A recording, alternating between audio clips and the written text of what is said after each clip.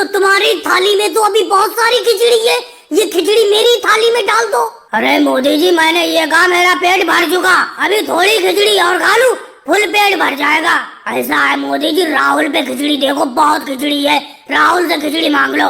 राहुल थोड़ी सी खिचड़ी देना, स्कूल की आज खिचड़ी बहुत अच्छी बनी है, ऐसा लग रहा है खाता ही रहूं। और स्कूल में एक ही थाली भर की खिचड़ी मिलती है, दोबारा खिचड़ी देते भी नहीं है। देखो मोदी जी, आज मुझे वैसी ज्यादा भूख लगी है, मैं खुद सोच रहा हूँ कि थोड़ी सी खिचड़ी इधर उधर से मुझे मिल जाए, ये पूरी की पूरी थाली भर के खिचड़ी खा जाऊंगा मैं, और अभी मुझे और खिचड़ी की भी जरूरत पड़ेगी। हालांकि मुझे ये भी मालूम है कि मुझे खिचड़ी नहीं मिलेगी, लेकिन पीछे बहन प्रियंका बैठी हुई है, वो ज्यादा खिचड़ी नहीं खा पाती है, उससे खिचड़ी मैं ले लूंगा।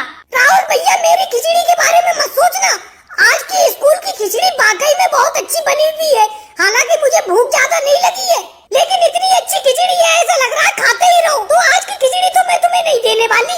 लो राहुल, तुम्हें भी आज खिचड़ी नहीं मिलेगी। तुम सोच रहे थे प्रियंका से खिचड़ी ले लोगे, लेकिन आज की खिचड़ी इतनी अच्छी बनी हुई है, प्रियंका कह रही है सारी की सारी खिचड़ी वो अकेले ही खा जाएगी। कभी कभी स्कूल में खाना बहुत ही अच्छा बन जाता है, मजा आ जाता है खा के। अखिलेश, तुम्हारे पास स्कूल की खिचड़ी थोड़ी बहुत बची हुई है, मेरी तो थाली में से खिचड़ी खत्म हो गई, अगर हो थोड़ी खिचड़ी मुझे दे दो। मोदी जी, आप भी बेफालतू की बात कर रहे हो, मैं आपसे खिचड़ी मांगने वाला था।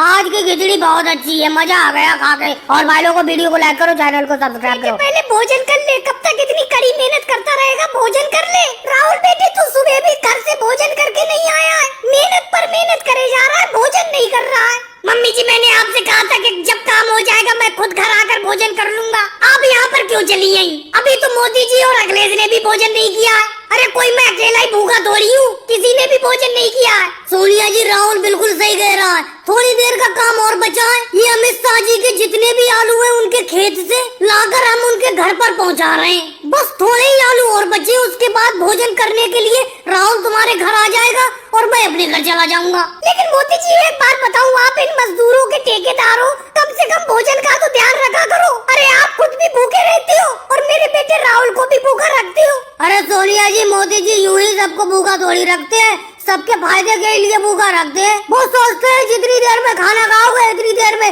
जाने कितनी मजदूरी कर लोगे। और वैसे तो हम तो सब लोग सुबह का खाना खाकर आते हैं। राहुल भैया, आप सुबह का खाना खाकर क्यों नहीं आए थे? मम्मी जी, एक बात बताओ, ये सब लोग सुबह सुबह खाना खाकर आते हैं, आप सुबह जल्दी खाना क्यों नहीं बना कर देती हैं? जब मैं सुबह काम पर निकल जाता हूँ उसके बाद आप सोकर उठती हो, और उसके बाद आपको मेरे खाने की याद आती है, फिर खाना बनाकर यहाँ पर भागी चली आती हो। अगर आपको मेरी भूख की इतनी ज्यादा चिंता है तो सुबह ही उठकर खाना बना दिया करो, मैं सुबह खाना खाकर ही आया करूँगा, जैसे मोदी जी और अखिलेश सुबह खाना खाकर आते हैं कड़ी मेहनत करने के लिए। ये बात तो है सोनिया जी, हम तो सुबह ही खाना खाकर आ जाते हैं भरपेट, दोपहर को हम खाना खाते ही नहीं है। अब आप लेट उठती हैं सोकर, जब राहुल काम पर निकल जाता है उसके बाद खाना बनाकर यहाँ पर काम पर लाती हैं। अब ये बताओ, काम करते हुए व्यक्ति कैसे खाना खा लेगा? चल मेरे बेटे, सुबह से मैं जल्दी उठ जाया करूंगी, सुबह ही खाना बना दिया करूंगी, तू खाना खाकर ही कड़ी मेहनत करने के लिए निकलना। और मोदी जी, एक बात मैं आपसे कह देती हूँ, राहुल के ऊपर जो टोकरी है उसमें आलू कम डाला करो, ज्यादा वजन मत रखा करो राहुल के ऊपर। सोनिया जी, ऐसी कोई बात नहीं है, सब लोग बराबर की मेहनत करते हैं, सबकी टोकरी में 5-5 किलो आलू है, कोई किसी से कम मेहनत नहीं करता है, सब बराबर की मेहनत करते हैं। भाई लोगों को वीडियो को लाइक करो, चैनल को सब्सक्राइब करो। अपना लोग इस कपास को मोदी जी की बैलगाड़ी पे शहर मंडी में तो ले जा रहे हैं, लेकिन अच्छे रेट में ये कपास बिक जाएगी। वैसे मेरा अभी कपास बेचने का कोई मूड नहीं था, लेकिन जब तुमने कहा कि कपास का स्टैम्प भाव बहुत अच्छा है, अच्छे रेट में कपास बिक रही है, अभी बेच दो, इसीलिए मैं बेचने के लिए ले जा रहा हूँ। योगी जी, एक बात बताओ, मैं अपनी कपास की गठरी भी तो शहर मंडी में बेचने के लिए लिए जा रहा हूँ। स्टैम्प मैंने सुना है कपास का रेट उच्चतम स्तर पर है, यानी कि स्टैम्प कपास का मूल्य बहुत ज्यादा है, 200 रुपए किलो कपास बिक रही है, नहीं तो अभी तक 150 रुपए किलो कपास बिक रही थी। चलो राहुल, मंडी जाके देखते हैं किस रेट में अपनी ये कपास बिकेगी। और मोदी जी, आप अपना भी भाड़ा साफ साफ बता दो, हम दोनों की कपास गांव से शहर ले जाने के लिए कितना पैसा लोगे? योगी जी, बैलगाड़ी का भाड़ा आप पूछ रहे हो तुम, अगर तुम्हें मुझसे भाड़ा पूछना था अपनी इस कपास को मेरी बैलगाड़ी पे ले जाने के लिए तो शुरू में ही गांव में ही पूछते। अब तुम्हारा जो मन हो वो पैसा दे देना, बस मैं तो यही चाहता हूँ कि तुम्हारी कपास अच्छी रेट में बिक जाए, जितनी अच्छी रेट में बिकेगी उतना ही भाड़ा ज्यादा दे दोगे तुम लोग मुझे। मोदी जी, सुबह से शाम हो गई, आपकी बैलगाड़ी को चलते चलते लेकिन अभी तक तो शहर पहुँचे नहीं है।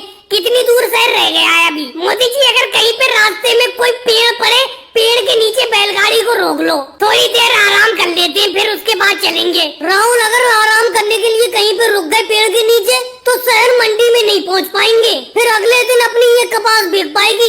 एक दिन रुकना पड़ जाएगा शहर में, इसीलिए चलते रहने दो। जब मेरे बैल आराम करने के लिए नहीं कह रहे तो तुम क्यों कह रहे हो? मेरा मतलब मेरे बैल अभी तक नहीं थके।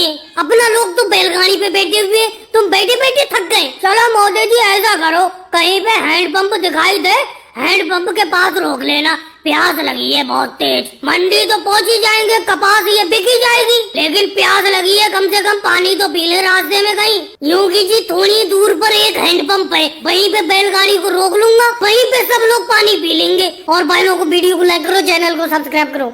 चलो केजरीवाल जी 1, 2, 3 किलो मोटरसाइकिल और घोड़े की दौड़ शुरू करते हैं। इस राहुल का कहना है कि उसका घोड़ा मेरी मोटरसाइकिल से आगे निकल जाएगा, देखते हैं कैसे निकलेगा। मोदी जी रुक तो जाओ, आपकी मोटरसाइकिल तैयार है, पहले राहुल से तो पूछ लूं। राहुल दौड़ के लिए तुम्हारा गधा तैयार है जिसको तुमने घोड़े का नाम दिया है? हाँ केजरीवाल जी मेरा घोड़ा तैयार है, और इसे गधा कभी मत कहना, कह देता हूँ। मैंने अपने इस गधे का नाम घोड़ा रख दिया है। देखना आज घोड़े और मोटरसाइकिल की रेस में मेरा घोड़ा ही जीतेगा। राहुल इसका फैसला तुम मत करो, उसका फैसला करने वाले हम सब लोग हैं। दौड़ की तो शुरुआत हो पहले। केजरीवाल जी अभी रुके रहना, मेरी मोटरसाइकिल स्टार्ट नहीं हो रही है, पता नहीं क्या दिक्कत हो गई। अरे इसमें तो तेल ही डलाना भूल गया मैं, आज मैंने पेट्रोल नहीं डलाया है। अरे लालू जी आ रहे हैं। लालू जी प्लास्टिक की बोतल में 1 लीटर पेट्रोल ले आओ, मेरी मोटरसाइकिल का पेट्रोल खत्म हो गया। तो मोदी जी हमें इतना ही काम थोड़ी है कि आपके मोटरसाइकिल के लिए पेट्रोल लाते फिरे। अरे आपकी मोटरसाइकिल और राहुल के गधे की रेस का वक्त बिल्कुल नजदीक आ गया, 10 मिनट बचे हैं। 10 मिनट में मैं पेट्रोल पंप से पेट्रोल कैसे लेकर आ जाऊंगा? लालू जी आपने अभी मेरे गधे को गधा क्यों बोला? उसको घोड़ा बोलो, घोड़ा नाम है इसका। और एक चीज मैं कह देता हूँ, 10 मिनट बाद रेस शुरू हो जाएगी, मैं तो अपना ये घोड़ा दौड़ाना शुरू कर दूंगा, चाहे मोदी जी अपनी मोटरसाइकिल चलाएं या ना चलाएं, मुझे कोई मतलब नहीं। इन्हें पेट्रोल का पहले से ध्यान रखना चाहिए था। मोदी जी राहुल बिल्कुल सही कह रहा है, 10 मिनट बाद रेस को शुरू कर दिया जाएगा। राहुल का घोड़ा दौड़ पड़ेगा, आपकी मोटरसाइकिल को भी दौड़ाना पड़ेगा। लेकिन केजरीवाल जी एक बात बताओ, जब मेरी मोटरसाइकिल में तेल ही खत्म हो गया तो मेरी मोटरसाइकिल दौड़ेगी कैसे? अरे मोदी जी इसमें हम क्या करें? आप अपनी मोटरसाइकिल में तेल भरवा कर क्यों नहीं लाए? अब आपकी मोटरसाइकिल में तेल नहीं है तो इसके लिए कोई हम रुके थोड़ी रहेंगे रेस के लिए। अरे मेरा घोड़ा भी प्यासा हो गया, पानी मांग रहा है। लालू जी एक बाल्टी जरा पानी भरकर ले आओ, अपने घोड़े को पिलाऊंगा, क्योंकि जब तक ये प्यासा रहता है एक कदम आगे नहीं बढ़ाता है। जब मैं मोदी जी की मोटरसाइकिल के लिए पेट्रोल नहीं लाया तो तुम्हारे गधे के लिए पानी कैसे लाऊंगा? लालू जी फिर आपने गधा बोला मेरे घोड़े को। मोदी जी एक काम करते, मेरा गधा भी आगे नहीं बढ़ेगा, आपकी मोटरसाइकिल भी आगे नहीं बढ़ेगी, अपना ही दोनों भाग लगा देते हैं रेस में। ये ठीक है राहुल, ऐसा ही करते हैं। और भाई लोगों को वीडियो को लाइक करो, चैनल को सब्सक्राइब करो। राहुल अब ये रेल चलने के लिए तैयार है, पूरी अच्छी तरीके से तुमने रेल को चेक कर लिया। देखो अपना रेल मिस्त्री है, जब तक अपना इस रेल को पूरी तरीके से चेक नहीं कर लेते तब तक ट्रेन आगे नहीं बढ़ती है। और रेल यानी कि ट्रेन के ड्राइवर को जब अपना कहते हैं रेल अब चलने के लिए तैयार है, तभी ट्रेन ड्राइवर इस ट्रेन को चलाता है। मोदी जी वैसे तो इस रेल में सब कुछ ठीक है, मैंने चेक कर लिया, लेकिन इसके पहियों में थोड़ी हवा कम है। मैंने सोचा पंप से थोड़ी सी हवा भर देता हूँ। राहुल हाँ ये तो तुम ठीक कह रहे हो, हवा तो मुझे भी कम लग रही है। ऐसा करो इस रेल के जितने भी पहिए हैं सब में हवा भरो। योगी जी तुम खड़े खड़े मुंह क्या देख रहे हो? एक पहिए में राहुल हवा भर रहा है, एक पहिए में जाकर तुम भरो। लेकिन मोदी जी एक बात बताओ, पंप तो एक ही है, जिस पंप से ये राहुल रेल के पहिए में हवा भर रहा है ये पंप तो एक ही है, और पंप खरीद कर लाओ तभी तो मैं हवा भरूंगा दूसरे पहियों में। लेकिन मोदी जी मुझे एक बात समझ में नहीं आती, इसके लोहे के पहिए हवा कैसे कम हो जाती है इन पहियों में से? अरे योगी जी वो बात तो सब कुछ ठीक है, हवा कैसे कम हो जाती है वो तो अलग बात है। ये बताओ इतने ज्यादा पहिए हैं इस रेल में, इतने पहियों में हवा भरी कैसे जाएगी? मैं तो यही टेंशन में हूँ। रेल मिस्त्री का भी काम बड़ा मुश्किल काम है, पूरी रेल को अच्छी तरीके से जांच पड़ताल करके ही चलाना पड़ता है। अब देखो जब तक सारे पहियों में हवा नहीं हो जाएगी तब तक अपना इस ट्रेन को यानी कि रेल को आगे बढ़ने की अनुमति नहीं दे सकते, क्योंकि पहियों में हवा कम है। अगर ऐसी ये रेल चलेगी तो इसके पहिए पंचर हो जाएंगे। राहुल जल्दी जल्दी हवा भरो। लेकिन मोदी जी एक बात बताओ, 2 घंटे हो गए इस रेल के पहिए में हवा भरते हुए, लेकिन ये रेल का पहिया जो का तो नहीं हुआ है। यानी कि जितनी हवा इसमें पहले थी उतनी हवा अब दिख रही है मुझे। क्या करूँ मैं? कभी कभी तो ऐसा लगता है ये रेल के मिस्त्री का काम छोड़ दूं मैं। मुझे ये काम बिल्कुल पसंद नहीं है मोदी जी। आपने ये रेल के रखरखाव का ठेका लेकर बहुत गलत किया है। अरे इतनी लंबी तो रेल होती है, इसे कहाँ तक चेक किया जाए? अरे ट्रक या बसों